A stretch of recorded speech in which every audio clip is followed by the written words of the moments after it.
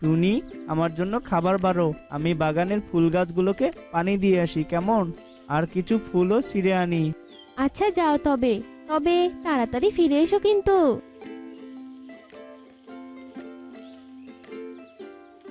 ফুলের গাছগুলোতে পানি দেওয়া শেষ, এবার তাজা তাজা কয়েকটা গোলাপ ফুল ছিঁড়ে আনি।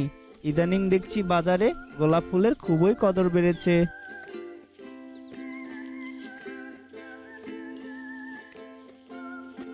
টুনি, তাড়াতাড়ি রান্নাঘর থেকে খাবার নিয়ে আসো তো, খেয়ে দিয়ে তাড়াতাড়ি বাজারে যেতে হবে, নইলে এই ফুলগুলো যে নেতিয়ে যাবে। কই গো টুনি? টোনা, আজকে ফুল বিক্রির টাকা দিয়ে তুমি মাংস কিনে এনো কেমন? আমার খুবই মাংস খেতে ইচ্ছে করেছে গো, কতদিন হলো মাংস খাই না। ঠিক আছে, বাড়িতে তুমি সাবধানে থেকো, আর আমার ফিরতে দেরি হলে বাগানের ফুল গাছগুলোকে একটু পানি দিও কেমন। আমি আসি গো গিন্নি। টোনা ফুলের ঝুড়ি নিয়ে বাজারের উদ্দেশ্যে বেরিয়ে পড়ে। অন্যদিকে একটি ছোট্ট পরী পরিরাজ্য থেকে বনে আসে আর বনের এদিক থেকে ওদিকে ঘুরতে থাকে। বাহ, এই বনটা তো অনেক সুন্দর, আমার দেখা সব বনের চেয়ে এটা তো অনেক সুন্দর। মাকে না বলে এই বনে এসেছি, বন ঘোরা শেষে রাজ্যে ফিরে মাকে বলে এই বনে থাকার জন্য ব্যবস্থা করে নিব। আরে বাহ, সামনে কি সুন্দর ফুলের বাগান দেখা যাচ্ছে। যাই যাই, বাগানে গিয়ে ফুলের সুবাস নিয়ে আসি। পরীকন্যা সামনের দিকে চলতে থাকে। অন্যদিকে ভৈরবী মাতা বাগানে প্রবেশ করে বলতে থাকে, এই ফুলের বাগানটা বেশ নিরিবিলি, শরীরটা খুবই ক্লান্ত লাগছে। এই বাগানে একটু শুয়ে বিশ্রাম নেই। বনের পাখিদের সমস্যার কথা শুনতে শুনতে আমার এই সমস্যা দেখা দিচ্ছে। ভৈরবী বাগানের ভিতর ঘাসের উপরে শুয়ে থাকে আর পরীকন্যা বাগানে ঢুকে ফুলের সুবাস নিতে থাকে। আরে, এদিকে থেকে তো ওদিকে আরো সুন্দর ফুল দেখা যাচ্ছে, যাই ওই দিকটায় যাই।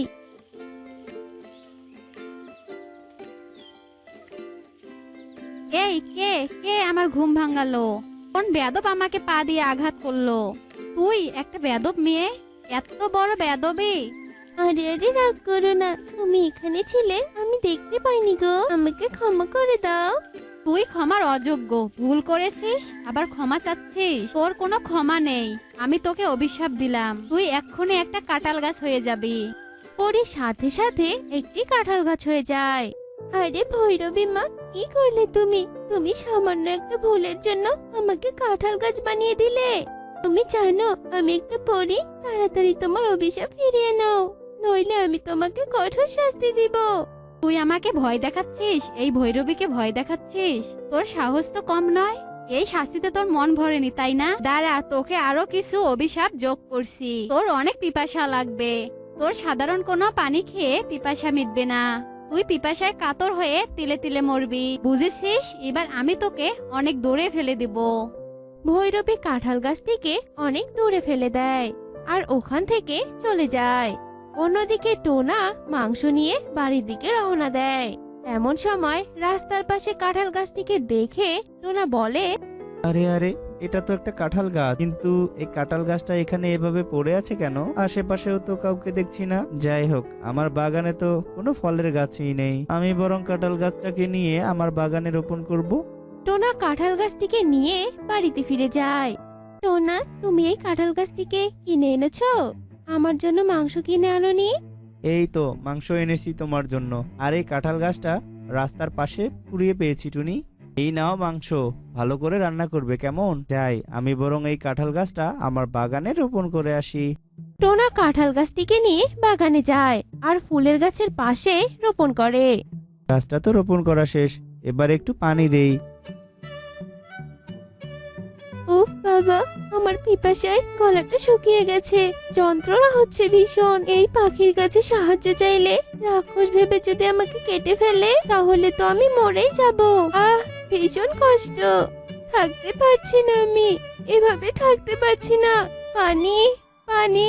আমি বরং চুপচাপ মাটির নিচ থেকে ফুলের গাছের রসগুলো শুষে খাই আর একটু পিপাসা মেটানোর চেষ্টা করি। কাঁঠাল গাছটি পিপাসায় কাতর হয়ে ফুল গাছগুলোর রস শুষে নিতে থাকে আর এদিকে ফুল গাছগুলো রসহীন হয়ে নেতিয়ে পড়তে থাকে। আর বিকেল বেলা বাগানে টোনা চলে আসে। আরে, বাগানের সব ফুল গাছগুলো এমন নেতিয়ে গেছে কেন? আজকে তো তেমন রোদও ওঠেনি, তাহলে কি হচ্ছে? না না, গাছগুলোর তো ক্ষতি হতে দেওয়া যাবে না, জলদি করে পানি দিতে হবে। টুনি, টুনি, এই তাড়াতাড়ি পানি নিয়ে আসো। এরপর টুনি পানি নিয়ে আসে আর দুজনে মিলে ফুল গাছগুলোতে পানি দেয়। বাগানে তো পানি দেওয়া শেষ টোনা, কালকে দেখবে গাছগুলো আবার আগের মতো হয়ে গেছে। চলো চলো তো এবার। এরপর ওরা দুজন চলে যায়। আবারও পানি দিয়েছে, তাড়াতাড়ি করে পানিগুলো শুষে নেই। এত পানি খাচ্ছি তাও পিপাসা মিটছে না কেন? পরিমাতা, পরিমাতা, কোথায় তুমি? আমাকে সাহায্য করো, আমি মুক্ত হতে চাই। কাঁঠাল গাছ আবারও ফুলের গাছের সব পানি শুষে নেয় আর ফুল গাছগুলো পানির অভাবে মারা যায়। পরের দিন সকালবেলা হায় হায় রে, এ কি সর্বনাশ হয়ে গেল আমার! বাগানের সব ফুল গাছগুলো যে মরে গেছে। এবার আমার সংসার চালাবো কি করে আমি? টুনি, আমাদের জীবিকা নির্বাহের পথ যে বন্ধ হয়ে গেল গো। আমি বুঝতে পারছি না এসব আমাদের সাথে কি হচ্ছে। আচ্ছা, এগুলো কি কাঁঠাল গাছের কারণে হয়েছে? এই কাঁঠাল গাছ যবে থেকে বাগানে রোপণ করেছো তবে থেকে এরকম শুরু হয়েছে। এক্ষুনি অলক্ষী কাঁঠাল গাছকে কেটে ফেলো। কেটো না, কেটো না আমাকে, আমি মানছি আমার পিপাসার কারণে পানির অভাবে এরকম হয়েছে। তুমি দয়া করে আমাকে কেটো না। এ কি শুনছি আমি? কাঁঠাল গাছের পিপাসা? আর কাঁঠাল গাছ কথা বলতে পারে? এ গাছ তো নিশ্চয়ই রাক্ষসে গাছ। তোমরা ভয় পেও না, আমি হলাম পরী। আমাকে ভৈরবী মা অভিশাপ দিয়ে কাঁঠাল গাছ বানিয়েছে আর আমার মাঝে অনেক পিপাসা দিয়েছে। তোমরা আমাকে দয়া করে সাহায্য করো, আমার যে বড্ড পিপাসা পেয়েছে। পরী, আমরা তোমাকে কি করে মুক্ত করব? আমরা তো কোনো জাদু জানি না। আমরা তোমাকে পানি দিয়ে তোমার পিপাসা মেটাতে পারবো। এসব সাধারণ পানিতে আমার পিপাসা মিটবে না। ভৈরবী মা বলেছে যদি কোনো পাখি তার ডান হাতের রক্ত আমার গায়ে দেয় তাহলে আমার পিপাসা মিটবে আর আমি মুক্ত হব। তুমি শান্ত হও, আমি এখনই আমার হাতের রক্ত দিয়ে তোমাকে মুক্ত করব। টোনা তার ডান হাতের রক্ত কাঁঠাল গাছের গোড়ায় দেওয়ার সাথে সাথে পরি মুক্ত হয়। আহ, কি শান্তি! আমার পিপাসা একদম শেষ হয়ে গেছে। তোমাদের অনেক ধন্যবাদ। আমার কারণে তোমাদের ফুলের গাছ মারা গেছে, তাই আমি তোমাদের কিছু উপহার দিতে চাই। এই নাও, এখানে এক হাঁড়ি সোনা। এই হাঁড়ির সোনা কখনোই শেষ হবে না। তোমাদের কোনো বিপদ হলে আমাকে স্মরণ করবে, কেমন? আমি চলি, বিদায়। এরপর পরি সেখান থেকে চলে যায় আর টোনাটুনি সোনার হাড়ি নিয়ে ঘরে চলে যায়। তো বন্ধুরা, আজকে আমাদের গল্পটি তোমাদের কাছে কেমন লেগেছে তা কমেন্টে জানাতে ভুলো না কিন্তু। কুয়াশা ঘেরা শীতের বিকেলে এক টোনা তার দ্বিতীয় বিয়ে করা ছোট্ট বউকে নিয়ে বাড়ি ফিরছিল।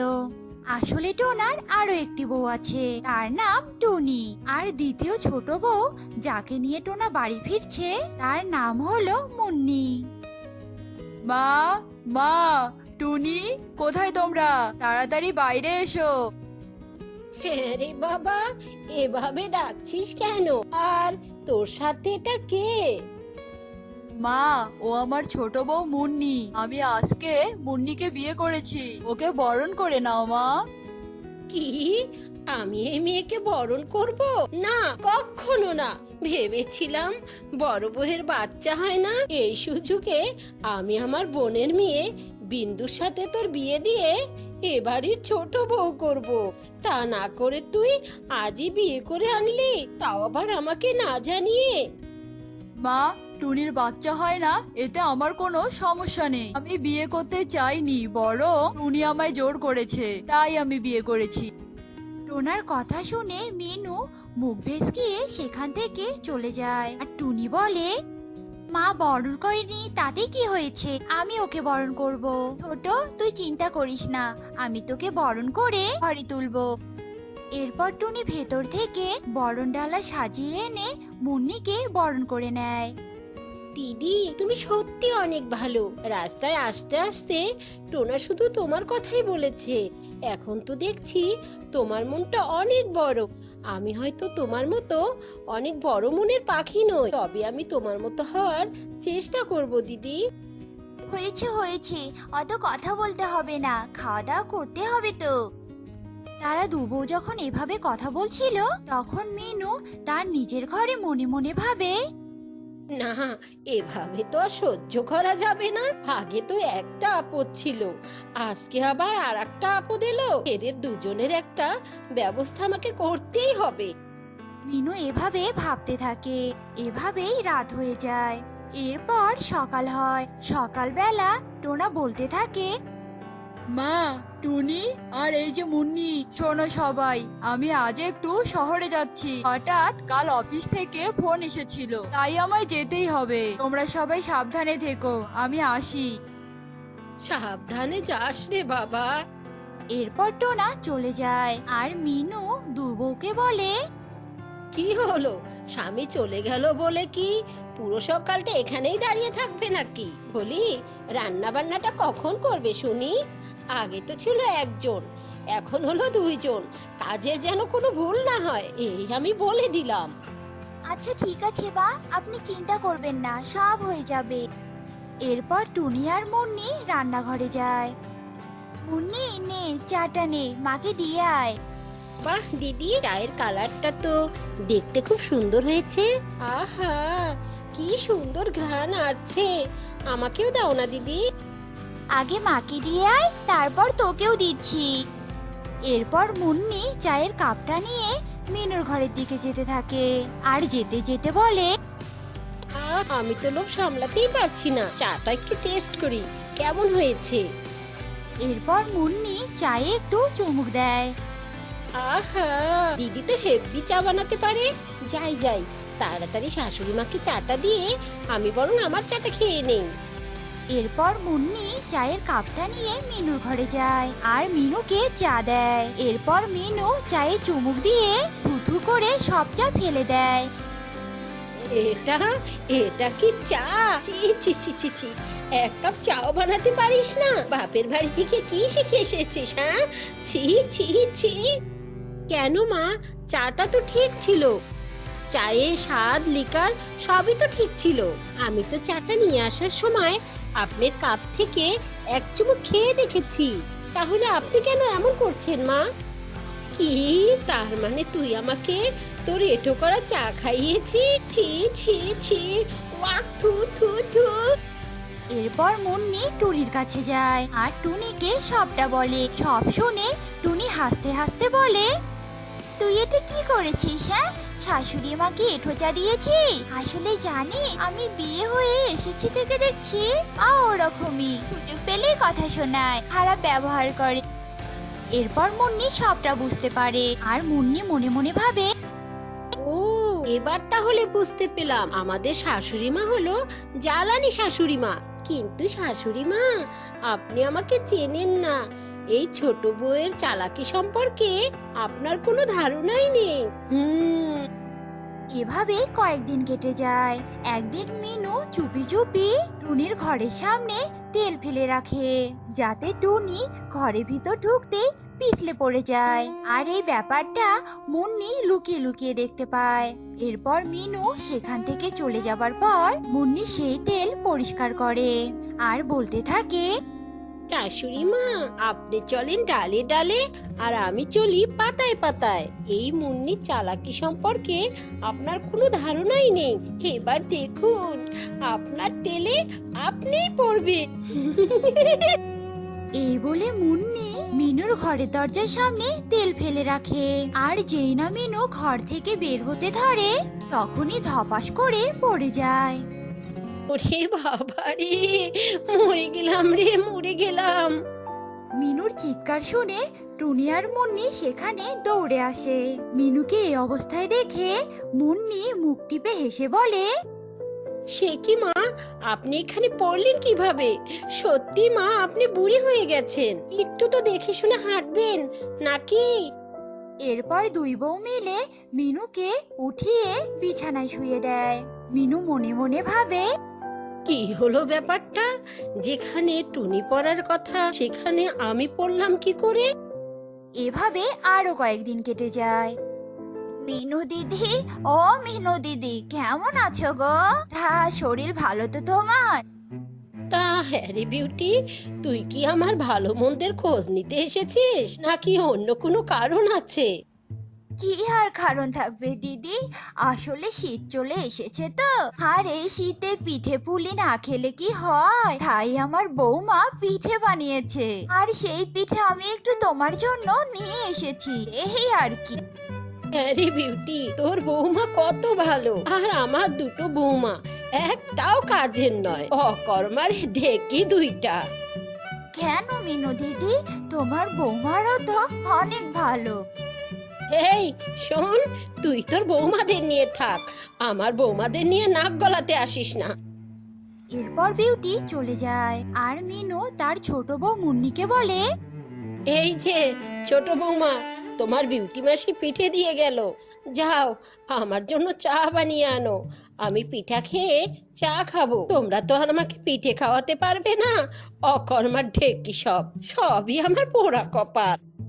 আর চা বানিয়ে সেই চায়ে ওষুধ মিশিয়ে দেয়, এরপর সেই চা মিনুকে খেতে দেয়। মিনু চা আর পিঠেগুলো খেয়ে নেয়। পরের দিন ও মা গো, ও বাবা গো, মরে গেলাম গো, আমি বাথরুম যেতে যেতে যে আর যেতে পাচ্ছি না, পেটের ব্যথায় মরে যাচ্ছি গো।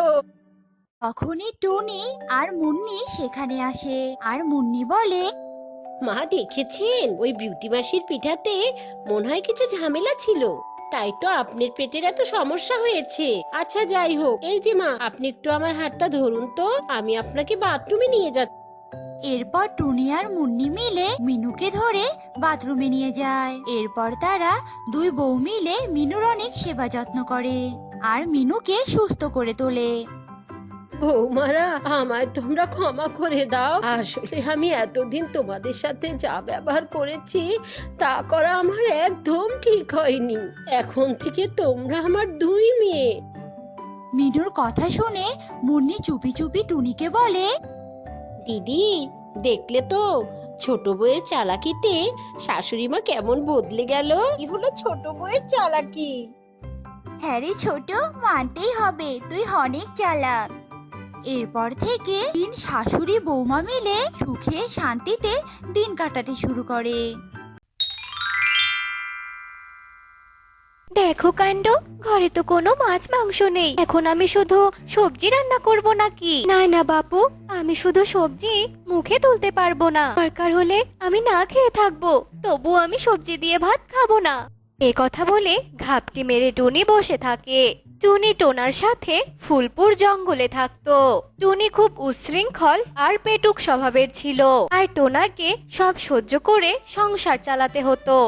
কি গো গিন্নি, পেটের মধ্যে তো ইঁদুর ছোটাছুটি করছে, তাড়াতাড়ি খেতে দাও গো, আমি খিদের জ্বালা যে আর সহ্য করতে পারছি না, বড্ড খাটুনি গেছে আজ আমার। আজ কোনো রান্না হয়নি, তাই আমি তোমায় কিছুই খেতে দিতে পারবো না, তুমি একদম আমার উপর চিৎকার চেঁচামেচি করবে না। টুনি, আমি কখন তোমার উপর চিৎকার চেঁচামেচি করলাম? তুমি শুধু বলো তো, কেন রান্না করনি? কি রান্না করব আমি? বাসায় তো কোনো মাছ মাংসই নেই, শুধু সবজি কেন রান্না করব আমি? এজন্যই আমি কিছু রান্না করিনি। তুমি সব সময় কেপটেমি করবে আর তা আমি মেনে নেব না, কখনোই না, আমি তা কখনোই মেনে নেব না। এই রে, গিন্নি তো সেই খেপে গেছে, যেভাবেই হোক গিন্নিকে শান্ত করতে হবে আর আমার টাকাও বাঁচাতে হবে, হিসেব করে তো চলতে হবে তাই না? কিন্তু অল্প টাকায় এখন আমি কি সমস্যার সমাধান করব? না না গিন্নি, তুমি সবজি রান্না করতে যাবে কেন? তুমি তো আজ রান্না না করে ভালোই করেছো। বলো, তোমাকে নিয়ে আজ আমি বাইরে খেতে যাব, তবে একটা শর্ত আছে কিন্তু। কি বললে তুমি?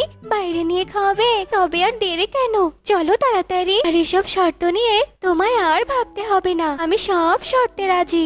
সত্যি তো? তবে শর্তটা শুনে নাও, আজ থেকে আগামী 1 সপ্তাহ বাসায় শুধু সবজি রান্না হবে, আর কোনো মাছ মাংস রান্না হবে না কিন্তু। টোনার এসব শর্তে টুনি রাজি হয়, আর টুনিকে নিয়ে টোনা বেরিয়ে পড়ে, আর পথের ধারে টোনা ফুচকার দোকান দেখে সেখানে নিয়ে যায়।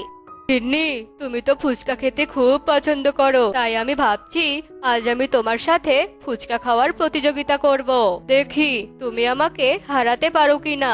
তুমি আমায় বড্ড হাসালে টোনা, তুমি নাকি আমায় আবার ফুচকা প্রতিযোগিতায় হারাবে। তবে শুরু হোক প্রতিযোগিতা। এরপর টোনা আর টুনি মিলে ফুচকা খাওয়ার প্রতিযোগিতা শুরু করে আর টোনাকে হারানোর জন্য টুনি পেট ভরে ফুচকা খায়। দেখেছো টোনা, তুমি শেষমেশ আমার কাছে হেরে গেলে। তবে টোনা, আমি আজ আর বাইরে খাবো না। চলো এবার বাড়ির দিকে যাই। এটাই তো আমি চেয়েছিলাম। টুনিকে অল্প টাকায় ফুচকা খাওয়ালাম, আবার এক সপ্তাহ সবজি রান্না করাতেও রাজি করালাম। একেই বলে লাভে লাভ। হ্যাঁ গিন্নি, চলো, আমারও ক্ষুধা মিটে গেছে। এভাবেই টোনা চালাকি করে পয়সা বাঁচাতো। হ্যাঁ গো, দেখো না ওই গয়নাটা কত সুন্দর, বাইরে থেকে কেমন যেন চকচক করছে। বলছি কি টোনা, আমাকে ওই গয়নাটা কিনে দাও না। তুমি আজকেই গয়না কিনে নেবে গিন্নি? তুমি কি ভুলে গেছো আর কয়দিন পরেই আমাদের বিবাহ বার্ষিকী? তুমি কি আজকের সামান্য উপহারের জন্য বিবাহ বার্ষিকীর উপহারটা হারাতে চাও বলো? হ্যাঁ তাই তো, তুমি তো আমার কিপ্টে স্বামী, তুমি তো আর দ্বিতীয়বার খরচই করবে না। যাও, তোমাকে আজ আর গয়না কিনে দিতে হবে না।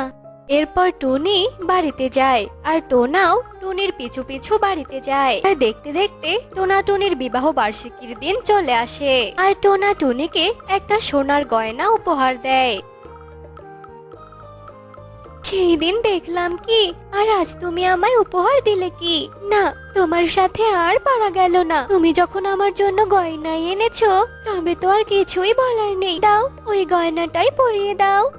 এরপর টোনা টুনিকে গয়না পরিয়ে দেয় আর এভাবেই টোনা চালাকি করে গুছিয়ে সংসার চালাতো। আরে বাহ, ভালোই তো, এক বউকে ফেলে রেখে এসে আরেক বউকে নিয়ে আদিক্ষেতা করছো। এটা আমি কিছুতেই মেনে নেব না। আজ থেকে আমি তোমার সাথেই থাকবো। কি গো, এ কে?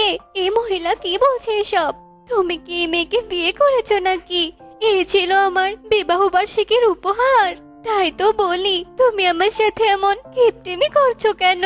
তুমি আমার পিছনে খরচ না করে তুমি ওর পেছনে খরচ করেছো, তাই না? হায় হায় হায়, পোড়া কপাল আমার, এ কি হয়ে গেল? না গিন্নি, তুমি ভুল ভাবছো। আমি এই পাখিটাকে চিনি না। বিয়ে তো দূরের কথা, আমি তোমার সাথে বিয়ে করে টাকা জমিয়ে রেখেছি আমাদের ভবিষ্যতের জন্য, জানো? ওরে আমার চালাক স্বামী রে, না, তুমি আমাকে এভাবে ঠকাতে পারো না। আমিও তোমার স্ত্রী, তুমি যত অস্বীকার করো, আমি এ বাড়ি ছেড়ে কোথাও যাব না। এসব কথা বলে মুন্নিও টোনার বাসায় থেকে যায়। এদিকে আসল নকল দুই বউকে নিয়ে টোনা খুব বিপাকে পড়ে যায়। অবশেষে টোনা তার নকল বউকে তাড়াতে চালাকের আশ্রয় নেয়। তোমরা দুজন কোথায়? দেখো আমার সাথে কে এসেছে। কই গো গিন্নিরা? এমন ষাঁড়ের মতো চিৎকার করছো কেন? হ্যাঁ, আমরা কি মরে গেছি নাকি? আর এটা কে তোমার সাথে? আরে বৌদি, আপনি কি আমাকে ভুলে গেলেন নাকি? মনে নেই আপনার? আর টোনা দাদার বিয়ের সময় আপনার ঠোঁট কেটে গিয়েছিল, পরে আমি আপনাকে প্লাস্টিকের ঠোঁট লাগিয়ে দিয়েছিলাম আর বলেছিলাম 6 মাস পর আবার ঠোঁটটা কেটে ফেলতে হবে আর এই ঠোঁটটা পাল্টাতে হবে। তাই তো দাদা আমাকে নিয়ে এলো। আসুন বৌদিরা, আপনার ঠোঁট কেটে ঠোঁটটা পাল্টে দেই। কি ভুলভাল বলছো? আমার তো টোনার সাথে বিয়েই হয়নি, তবে আমার ঠোঁট পাল্টানো হলো কখন? হ্যাঁ, এই রে, ঠোঁট হারানোর ভয়ে তো সব কথা আমি বলেই দিলাম। এবার কি হবে? এ কি, তুমি না এতদিন বললে আমি তোমার স্বামী? তো এখন তুমি বলছো তোমার সাথে আমার বিয়েই হয়নি? তবে তুমি আমায় ফাঁসিয়ে দেওয়ার চেষ্টা করছিলে। না মানে, টোনা। তোমাকে ইয়ে মানে করতে হবে না। তোমার সম্পর্কে আমি সব জানি। তুমি খুনের আসামি আর আমি হলাম পুলিশ। আর তুমি যে বউ সেজে টোনার বাসায় আত্মগোপন করে আছো, সেটা টোনাই আমাকে বলেছে। আর টোনাই তো ঠোঁট কাটার ছলনা করে তোমায় ধরার জন্য এই বাসায় আমাকে নিয়ে এসেছে। এবার তাহলে চলো হাজতখানায়। এরপর পুলিশ মুন্নিকে নিয়ে যায়। তুমি আমায় মাফ করে দাও গো, সত্যি সত্যি তুমি আমার চালাক স্বামী, আর আমি কোনো বায়না করব না, তোমার কথা শুনে চলবো। এরপর টোনা টুনি সুখে দিন কাটাতে থাকে। তো বন্ধুরা, আমাদের আজকের এই গল্পটি তোমাদের কাছে কেমন লেগেছে তা কমেন্টে জানাতে ভুলো না কিন্তু।